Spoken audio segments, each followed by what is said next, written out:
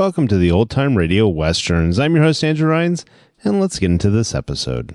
This episode is going to be Hopalong Cassidy. Original air date is April 21st, 1951, and the title is Stagecoach West. Hope you enjoy. With action and suspense out of the Old West comes the most famous hero of them all, Hopalong Cassidy, starring William Boyd.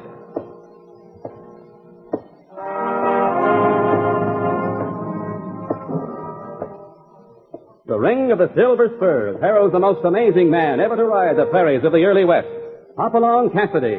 The same Hoppy you cheer in motion pictures, and the same California you've laughed at a million times.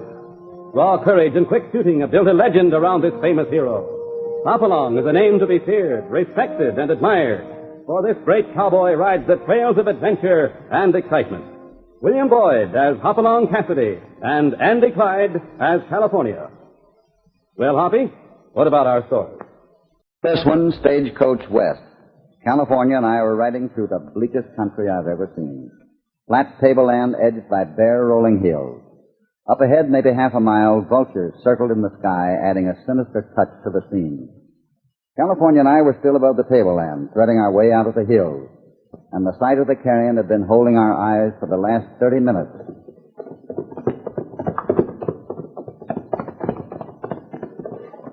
There's a lot of them, Hoppy. Must be after something big. Hey, I smell smoke and dead embers. Might be that change station. It's got to be around here somewhere. We ought to know in a minute or two, as soon as we get around that ledge. Buzzards and burned embers. When they go together, it ain't good. And I'm think, son of a gun. Well, there's your change station. What's left of it? Yeah, and like I said, it ain't good. Burn to the ground. Still smoking. That smoke's the only thing that's keeping them buzzards in the air. Come on, California. Let's get down there and have a look.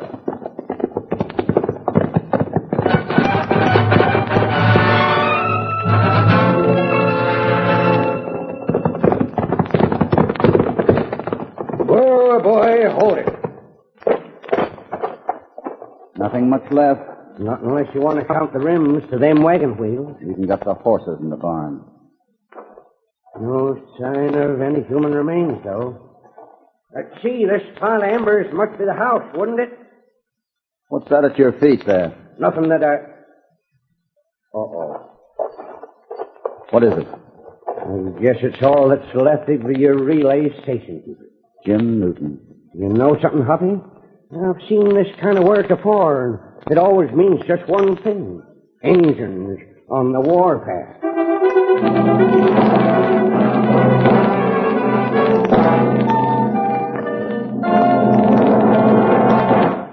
Now, back to Hopalong Cassidy and our story, Stagecoach West.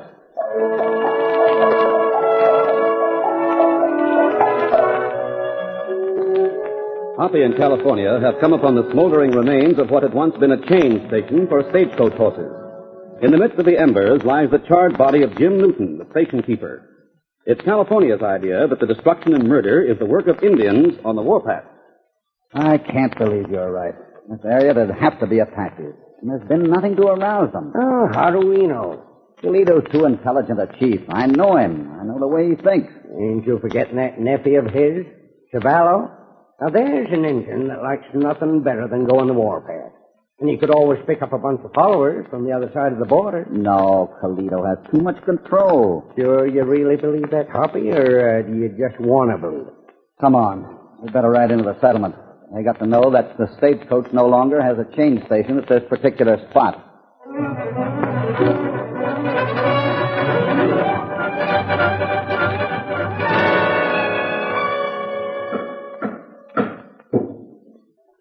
This place is going to be getting too big for its britches. There's somebody putting up a building. Maybe it's George Bartram. He was talking about more room for his store. Hiya, Cassidy. When'd you get in town? Oh, Dan. Let's own still operating, Dan? Sure is, and there's plenty of sarsaparilla for Hoppy in case he wants it. That sounds like a good idea. Get some of this trail dust out of my teeth. Before you do anything, Hoppy, there's something you ought to know. What's that, Dan? Slade Pearson's in town. That's interesting. It's more than that. It's don't go important. getting all riled up, California. We got other things to think about. Better think about Pearson, Hoppy. He hates you worse than poison. He's chain lightning with a Colt. Yeah, don't even take time to draw or shoot through the bottom of his holster. I saw him kill Jerry Payne in Santa Fe. Train was nothing slow. Thank you, boys, for the vote of confidence. Listen, Hoppy. That flag over Bartram's store, Dan. It's at half-mast. Yeah, that's for the law we used to have in this town up to yesterday afternoon. Clark Tuttle, deputy sheriff. What happened to him? Got into an argument with Clay Pearson over a hand of cards. That's a fine situation. Hasn't anyone Hey, done wait. Here comes the stage. Stagecoach coming in. Yeah, might be bringing it. Look, something wrong with it. Well, there sure is. That Hunt Clifford's body dangling off that box. Whoa. What went wrong, Johnny? What happened to Hunt? Give me a hand with his body, will you, boys?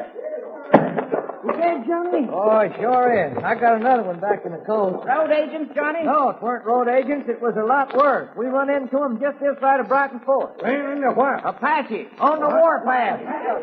Johnny, better step in the saloon here. You need a drink. With that news, I'd say we all need a drink. Well, Toledo had no cause to start a war. We ain't done nothing to him. I can't believe Toledo did start it. Well, we're a little ahead of schedule, and they had to come up behind us. But the one that shot Hunt Clifford was riding bareback and wearing an Apache headband. It sure looks as though we're in for a passel of trouble. How about you, Cassidy? See any signs of them on your way in here? Well, yes, I'm afraid we did. Newton's relay station was burned out. There you are. How about old Jim? Dead. Burned to a crisp. Johnny, didn't I see an army man get out of your coach? Yeah, that's right. Colonel Stanley. He's going through to the post to take command of the troops there. I wish we had him here. Well, we got the colonel anyway. Not for long, gentlemen. I'm continuing through to the post as rapidly as that coach will take me. I don't know about that, Colonel. Just got word that our next relay station's been wiped out. Be hard going to get through to Larkin Station with one change of horses. We'll leave that decision up to the driver. How about it, sir? Don't worry, Colonel. I'm going through all right. I got to go through. No, don't be all caught idiot, Johnny. Why do you have to go through? Well, now, for one thing, I'm carrying medicine. Something important for Doc Cole at Elby. I'd sure like to get another gun guard to take Hunt Clifford's place. How about you, Dan? Don't look at me, Johnny. Not with Indians out hunting hay. Me neither, Johnny. I'd fight him, but I want to fight him right here. Dick wants to take a whiskey behind him for comfort. All right, guard for you, Johnny. You will, Hoppy? Hoppy, you're plumb crazy. You're a man, sir. Will that settle it, driver? That settles it, Colonel. How soon will we pull out? Well, sir, our schedule says 3 hours from now, but that's going to be changed. Let's say in about 45 minutes. I'll go on if I can ride in the coat. California must have seen that pretty gal is riding. Hey, I plumb forgot about that gal. Maybe I ought to go along after all. I bet that's why Hoppy decided to take the trip, too. Gentlemen, that young woman happens to be my daughter. If I hear any further mention of her name in this room, I shall take it as a personal affront. Good day to you, gentlemen.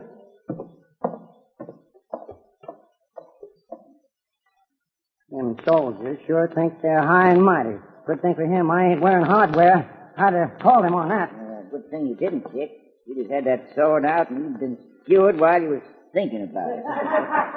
What's your passenger list, Johnny? Well, there's the colonel and his daughter and a hardware drummer from Denver and a sailor going from ocean to ocean the hard way. You're also going to have a physician from New York City, if you don't mind. I'm Dr. Shaw. I came in on the last stage and stayed over because of the temporary indisposition of the digestive system. I don't know anything about firearms, but it's possible that you may need medical help. Oh, you'll be more than welcome, Doc. But this trip ain't going to be no hayride. I came west to see the country. I won't see much of it by sojourning in this community. So, gentlemen, I shall ride with you. Where are you going, Hobby? Thought you was going to have some sarsaparilla. I just thought about the horses. Figure they need a drink even more than I do. I'll be back. Oh, Oh, excuse me, ma'am. do you always come out of doorways backwards? I'm sorry if I hurt you. I'm not hurt. I've jumped out of the way of oxen before. I'll just overlook that remark if you don't mind, ma'am. You must be the colonel's daughter. Would you mind letting me by? I was just going to introduce myself. The name is Cassidy. Oh, yes. You're the hero who's going to take us through all the redskins. I can see a man has to overlook a lot where you're concerned, young lady. But I would like to talk you out of making this trip with your father. What? Because of the Indians? I've seen Indians before. I saw some today. As a matter of fact, I fired several shots at them. You know, maybe that driver grabbed himself the wrong party for going along as a gun guard.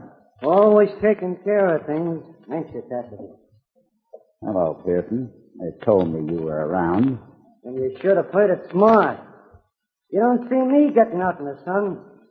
Not when I can stand here in the shade. Cassidy. Don't move. I like your way you are. Out in all that sunlight. And speaking of friends, there ain't nobody around here to take your part now. That tin-horn deputy's dead. I heard about that. Understand he was a good friend of yours. We got along pretty well. Maybe you heard whose lady stopped, Yeah, I heard that, too. but you didn't want to stick around. You thought it'd be more fun to play hero and ride that coach out of here. There's something about you that bothers me, Pearson. Might bother lots of people. I ran into you a month ago in Santa Fe. You didn't seem eager to start anything there. Oh, I felt kind of soft-hearted that day. Thought I'd let you live a little longer. That's not the story. You're baiting me into a fight for a reason. Why? Keep that stagecoach from rolling out of here? That's something you'll never know, Cassidy. Because as of now, you're... Oh! Cassidy, are you hurt? It's just a nick in the hand. Nothing I can't cure with a bandage. I wish I could say the same for Clay Pearson.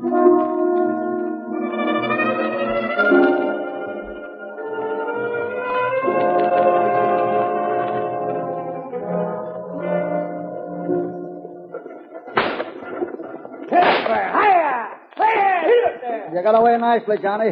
Settlement's a mile behind already. Big horses make a lot of difference. Yeah, we'll need him without no relays at Newton. Gives us more speed, too, and we might need that. Johnny. Yeah. You mean it when you said you were making this run because of medicine? Yeah, sure did. The stuff from the east, one for the doc. Here, take a look at it. Not much of a package, but it's mighty important. You sure this is the only reason you're going through? Well, Come on now, Johnny. Well, no, Hoppy, it ain't the only reason. What else? Gold. We're carrying almost $50,000 worth. Getting it through to the railroad. What happened to that hardware salesman from Denver? Didn't see him get into the coast. Got cold feet. Thought he'd be safer standing behind. Hey! Who's that? California.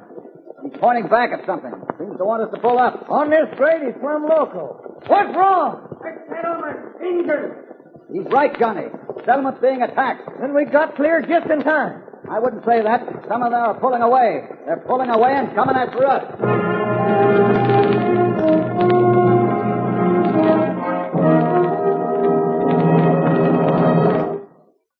Now, back to Hopalong Cassidy and our story, Stagecoach West.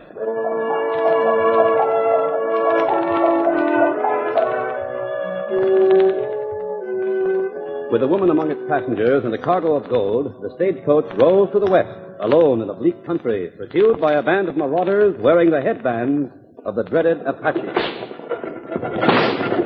Hiya! Hip there! Hiya! I'd say they're about 2 miles behind, Johnny. I'd sure like to swap that gold for a couple more riflemen. What are the chances? Depends on how fresh the horses are. If we hit the top of this grade without losing the wheel, we might have a chance. We'll know that in about another mile.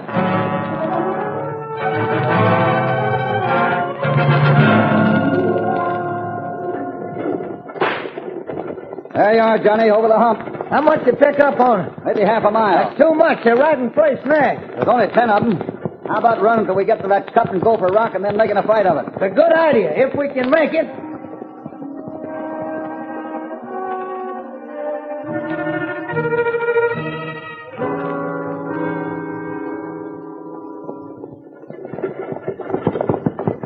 Oh, now. Whoa, boy. Oh, there. Oh. Everybody out. Go ahead. Hoppy got one right off of the box. Hold there. Whoa, boy. Hold it now. Whoa. Good strategy, stopping here. I congratulate you, gentlemen. Thank you, Colonel. Is your daughter all right? That's quite all right, Mr. Cassidy.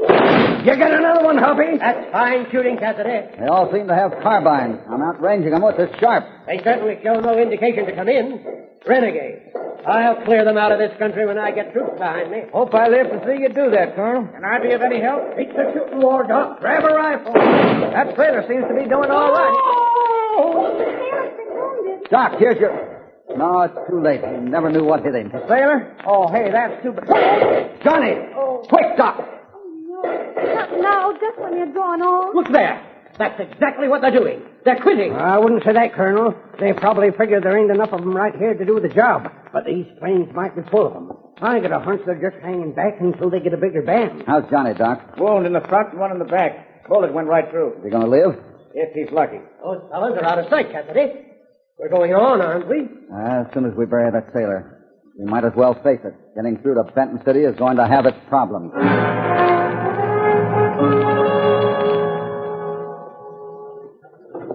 Hey, dust clouds around that bend and coming this way. Could be more trouble, Hoppy. Take it easy. I think it's a wagon and team.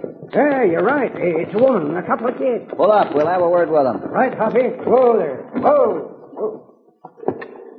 Say, sure is well seeing you people. Looks like you might be running from something. We're from Geely. Indians been seen around there. We heard they was on the prod. I just decided to pull out.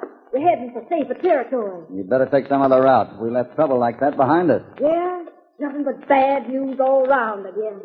You're welcome to come along with us if you think it'll be any protection. No thanks, mister. A stagecoach is no protection to an Indian trouble. We'll head for the hills and take our chances. Good luck to you. Get up there, Pearl. Get him. Come on there, get. Come on, let's go. Bad news, Cassidy? Not good, Doc. Not good at all. What's the matter, California? Oh, got a misery in my back that's been killing me. What did cause that, Doc? Could be a number of things. They're never too sure about the cause of backache. Do you feel you have to keep right on, Cassidy? I guess I do, Doc. Why? Well, if possible, we should take time to do something about Johnny, the driver. He died about 3 miles back.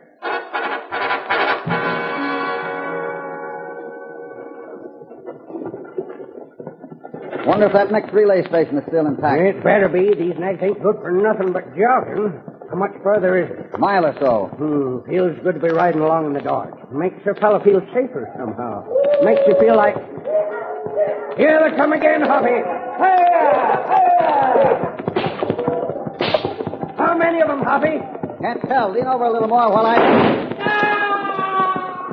You got one. Hey, get it going. Get it going.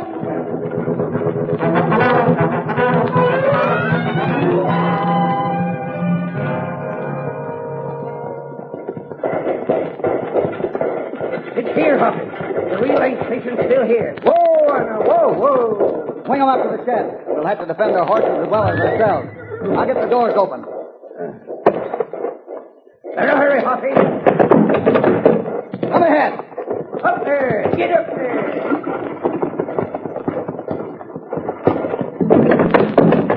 Now we're in by the skin of our teeth.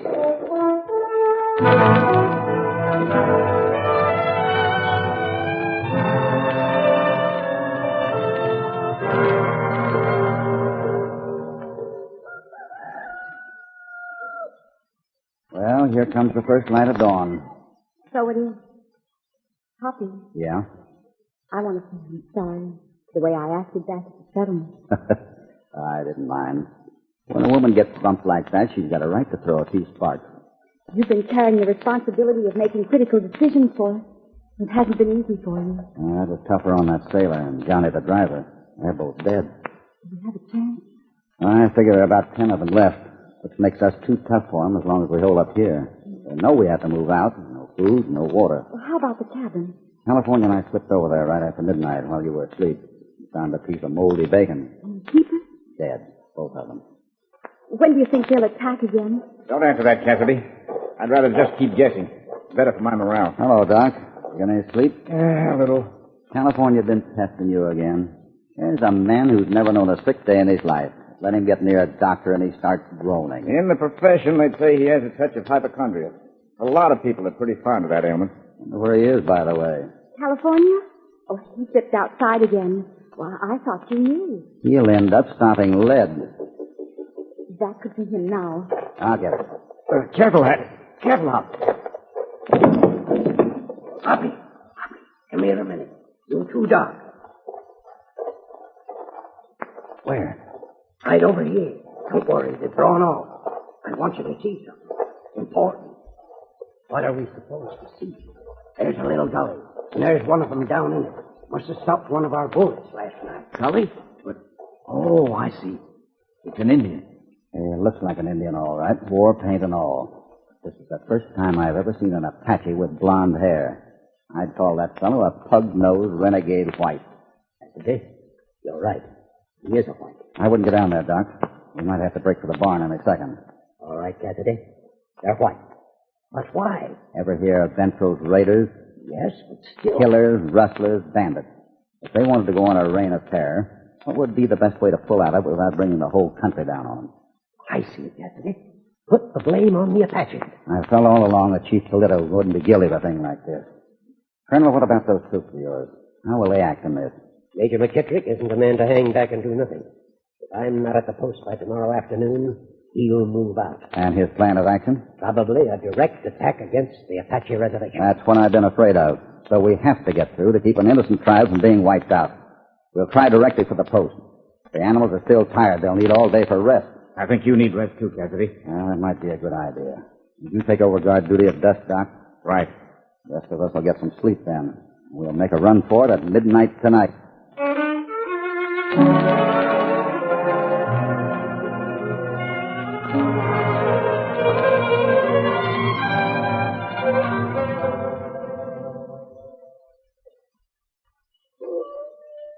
California, wake up. What? Huh? What's the matter? Trouble coming. Get hold of your handgun. Huh? Yeah. All right.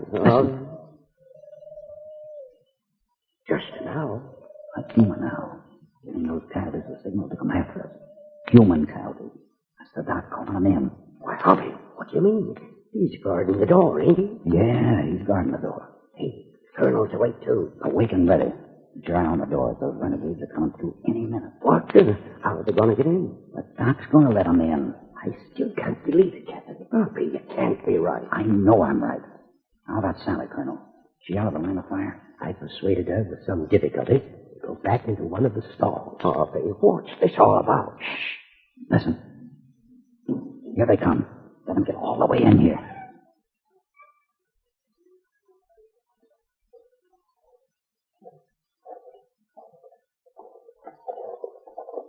Looking for something, men?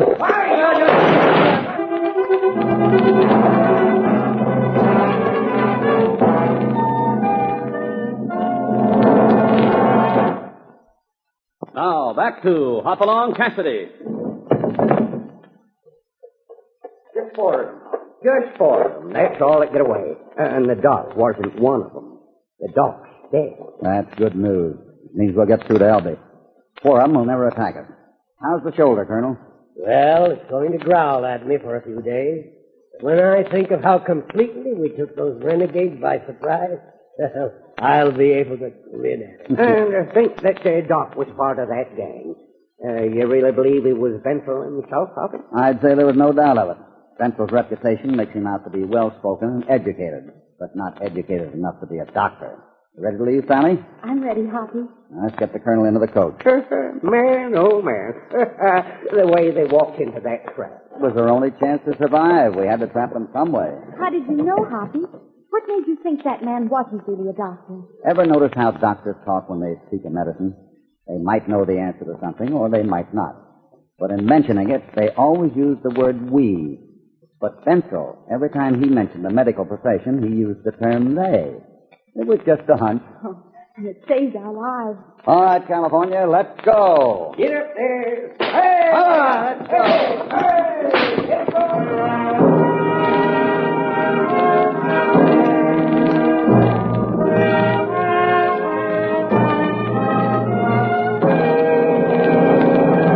Thus ends Hoppy's story titled Stagecoach West. So be sure to be with us for the next episode of Hopalong Cassidy. Hopalong Cassidy, starring William Boyd, is transcribed and produced in the West by Walter White, Jr.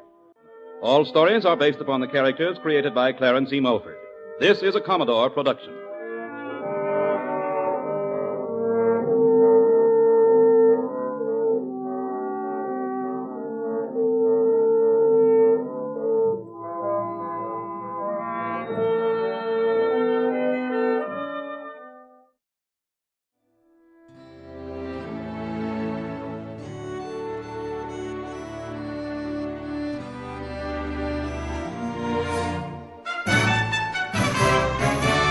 This has been a presentation of OTRWesterns.com, and we hope you enjoyed. Please take some time to like and rate our shows in your favorite podcast application. Follow us on Facebook by going to otrwesterns.com/Facebook.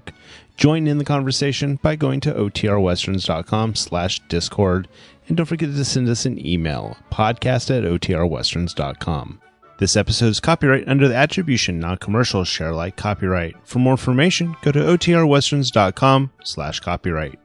Have a great day, and again, thanks for listening.